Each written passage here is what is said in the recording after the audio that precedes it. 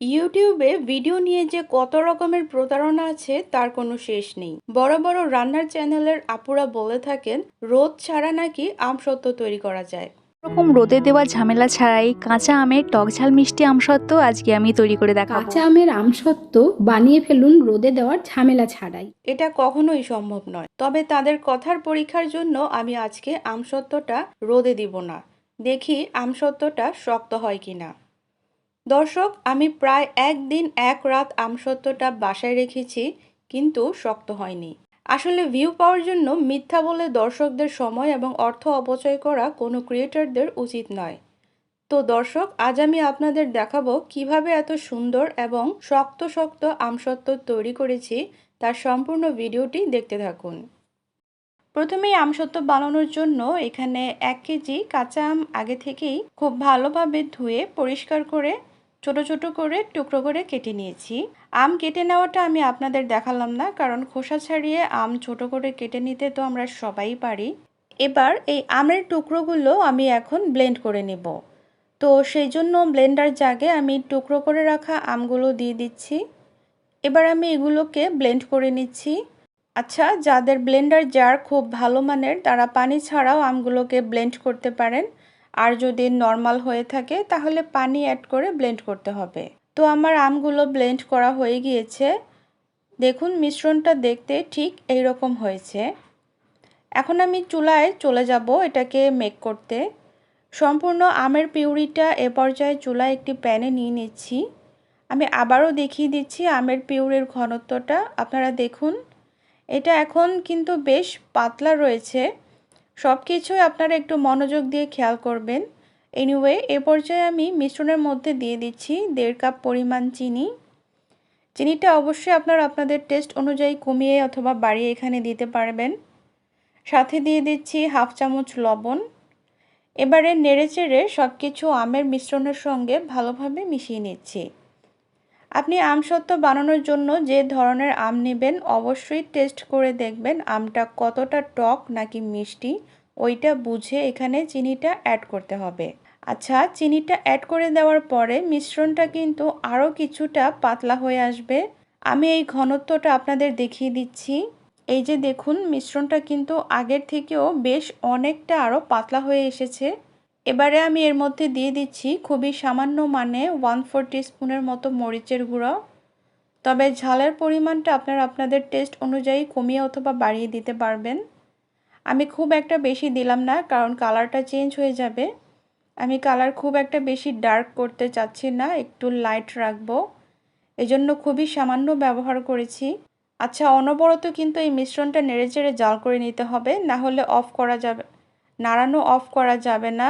আর নেড়ে নিতে নিতে দেখতে পাচ্ছেন মিশ্রণটা আগের থেকে কিছুটা ঘন হতে শুরু করেছে, তবে কিন্তু এখনও ঘন হয়নি। আমি অনবরত নেড়েচেড়ে আরও 12 থেকে 15 মিনিটের মতো জাল করে নিয়েছি। তারপরে এরকম একটা ঘনত্ব এসেছে। দেখতেই পাচ্ছেন মিশ্রণটা ঠিক কোন পর্যায়ে থেকে কোন পর্যায়ে এসেছে, এটা কিন্তু আপনাদের বুঝতে হবে। হ্যাঁ, এখানে কিন্তু আমি কোনো কিছুই হাইড রাখছি না। আচ্ছা, এবার আপনাদের বুঝিয়ে দেই মিশ্রণটা ঠিক কোন পর্যায়ে চুলা থেকে নামিয়ে নেবেন। যখন দেখবেন মিশ্রণের মধ্যে এরকম বড় বড় বাবলস উঠছে আর ছোট বাবলস উঠছে না, তাহলে বুঝতে হবে মিশ্রণের মধ্যে কোনো প্রকার পানি নেই। এটা একদমই পারফেক্টলি জাল করা হয়ে গিয়েছে। আর মিশ্রণের ঘনত্বটা কতটা ঘন হয়েছে আশা করছি আপনারা সেটা দেখেই বুঝতে পারছেন। যাই হোক, এই পর্যায়ে আমি মিশ্রণটা চুলা থেকে নামিয়ে নেব এবং সঙ্গে সঙ্গে একটা কোনো ট্রেতে ট্রান্সফার করে নিতে হবে। আমি একটি স্টিলের ট্রেতে এটা সেট করে নিব। আমি একটি স্টিলের ট্রেতে সামান্য পরিমাণে সরিষার তেল মেখে নিচ্ছি। তেলটা স্প্রেড করা হলে আমসত্ত্বটা ট্রে থেকে খুব সহজেই উঠানো যায় আর কি। এই পর্যায়ে দেখুন মিশ্রণটা কিন্তু প্যানেই জমে যেতে শুরু করেছে, সো একদমই দেরি করা যাবে না। মিশ্রণটার সঙ্গে সঙ্গে আমি ট্রেতে ঢেলে নিচ্ছি এবং সঙ্গে সঙ্গে এটাকে খুব ভালোভাবে ট্রের মধ্যে স্প্রেড করে নিচ্ছি, যেন সব দিক থেকে সমানভাবে ছড়িয়ে যায়। এবার আর কিছুই করতে হবে না, এই ট্রেটিকে আমি ফ্যানের বাতাসে অথবা এমনি থেকে রেখে দেব, জাস্ট এটা ঠান্ডা হয়ে আসা পর্যন্ত। যতক্ষণ না এটা ঠান্ডা হতে টাইম লাগবে, আমসত্ত্বটা সেট হতে ঠিক ততটাই টাইম লাগবে হয়তো, দেখি কি হয়। সত্যি কথা বলতে আমার এটা ফ্যানের বাতাসে 3 থেকে 4 দিন লেগেছে শুকাতে। এটা রোদে দিয়ে বা চুলার নিচে দিয়ে শুকিয়ে নেওয়ার কোনো প্রয়োজন নেই। যারা বলেছেন ঠিকই বলেছেন, তবে সময়টা আমার বেশি লেগেছে। 3 থেকে 4 দিন ওয়েট করার পর দেখতে পাচ্ছেন আমার এখানে আমসত্ত্বটা খুব সুন্দরভাবে সেট হয়ে গেছে। মাশাআল্লাহ, আমি আমসত্ত্বের পুরুত্বটা একটু মোটা করে রেখেছি।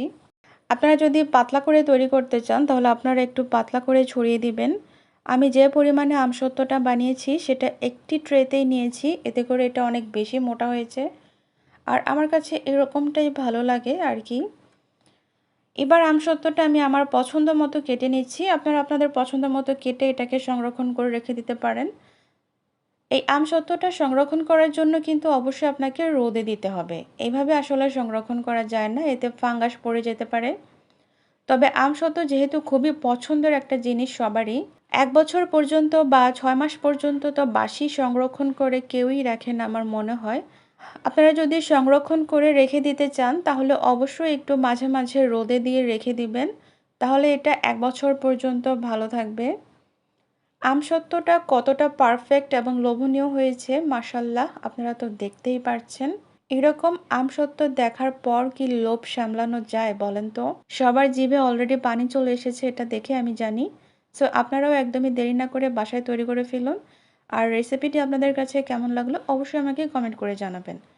ভিডিও ভালো লাগলে যারা আমার ইউটিউব চ্যানেল থেকে ভিডিও দেখছেন চ্যানেলটি সাবস্ক্রাইব করে দিবেন, এবং যারা ফেসবুক পেজ থেকে দেখছেন পেজটিকে একটি ফলো দিয়ে দিবেন।